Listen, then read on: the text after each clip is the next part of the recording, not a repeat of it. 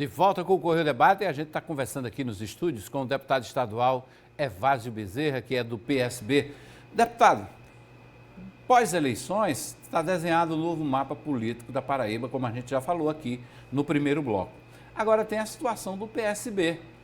É hora do PSB passar definitivamente para as mãos do governador João Azevedo? Mas eu acompanhei, óbvio, todos nós do partido temos interesse em conhecer, temos até a obrigação de conhecer as demandas, as demais do partido. E pelo que ficou convencionado, pelo menos aonde eu sei, é que passado o período eleitoral, o governador sucederá o nosso atual presidente, deputado Gervásio. Isso foi dito não por mim, mas pelo presidente nacional do partido.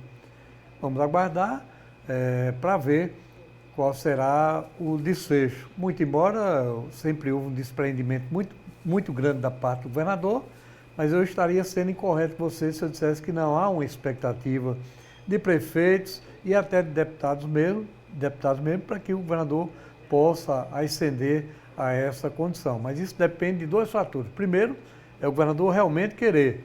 Segundo, é se acertar aí com a direção nacional, com o Carlos Siqueira, que é o nosso presidente. Mas essa posição, ela decide alguma coisa em relação ao projeto político do governador, de ser ou não candidato ao Senado, de ficar no governo? Isso é uma incógnita. Todos sabem a posição e a força política pessoal do governador. Ele construiu todo um caminho, o governador mudou a lógica da política paraibana. Você sabe que antigamente ninguém conseguiria se eleger governador do estado perdendo nos dois maiores colégios eleitorais do nosso estado. Falo da capital e falo de Campina Grande. E João perdeu em Campina, João perdeu em João Pessoa e mais. João perdeu na grande João Pessoa. Exato. Ele mudou toda essa lógica e se elegeu bem governador do estado sem os principais colégios eleitorais. E isso dá um certo conforto ao governador, porque a estratégia dele foi de investir, como investiu, em pequenos municípios que antigamente não faziam parte da geografia política do nosso estado. E ele se deu bem com o retorno político e eleitoral que ele obteve. Agora, a nossa expectativa é que o governador possa ser candidato ao Senado, mas isso depende de muitos fatores. Eu, inclusive, me arrisco a dizer que existem correntes na Assembleia, dentro do nosso próprio partido, que advogam a tese do governador ser realmente candidato ao Senado, e outros que defendem que ele permaneça na cadeira e que possa apoiar um outro nome que não seja, a bem da verdade, nós sabemos, se Lucas Ribeiro, se o governador for candidato, ele ascende a titularidade do mandato e, Sim, obviamente, é candidato à reeleição. Esse é um entrave político, porque Lucas Ribeiro é de outro partido, né, do Progressistas. Não é do PSB, apesar de serem aliados. Agora, todo mundo sabe que quando a pessoa está com a caneta na mão, senta naquela cadeira, né? Aquela cadeira... A posição muda, né? Sem dúvida. Eu já vi algumas figuras aí que não tinham, à época, tanta projeção política, depois se sentaram, não sei o que é que aquela cadeira tem, aquela caneta. Que, de repente, adoça as coisas e o cara passa a ser líder. Não vou citar nomes aqui, mas foram alguns que passaram. Eu vou citar um que não era nem político, que era Buriti. Se transformou num grande líder, né? Grande governador de saudosa memória. Buriti não era político. Era secretário de Educação, se elegeu governador e se transformou aí num grande líder. Político, mas nós temos outros exemplos dessa forma.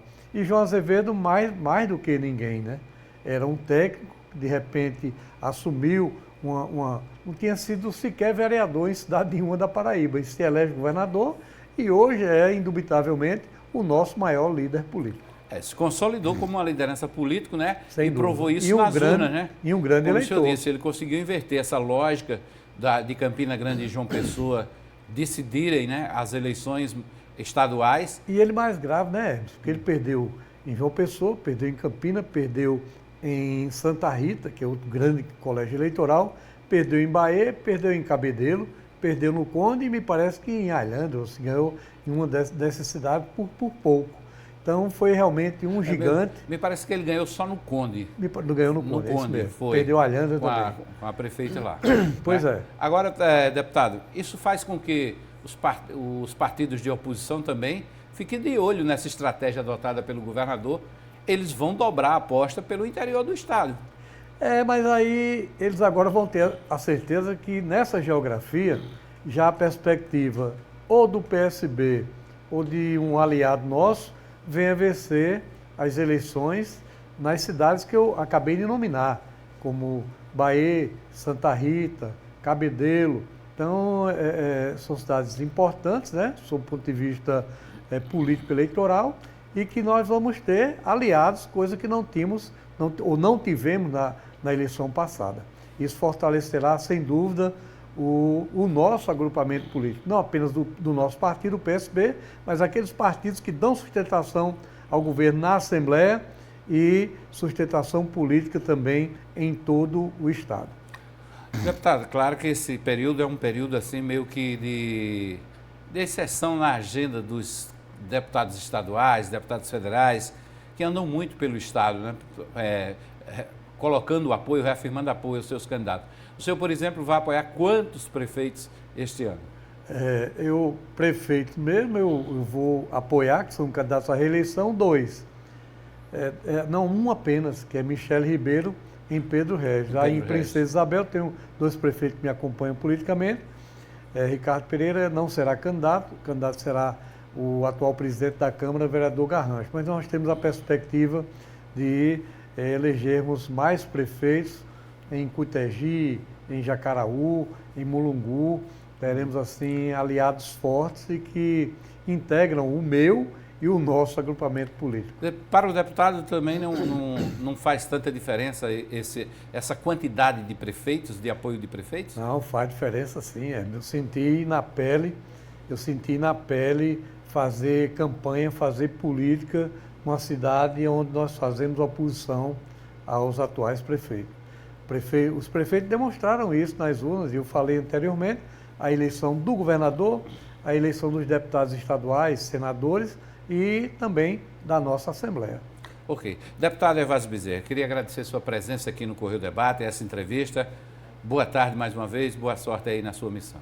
Obrigado a você, Hermes, muito obrigado a todos que fazem o Sistema Correio de Comunicação. Um abraço grande e forte ao nosso grande líder, doutor Roberto. De forma pública, o meu abraço, sentimento aí pelo falecimento de sua mãe recentemente. Mãe, obrigado. Só existe uma. É verdade. É uma dor profunda. A minha e a solidariedade da Paraíba pelo carinho que todos lhe devotam. Obrigado, deputado.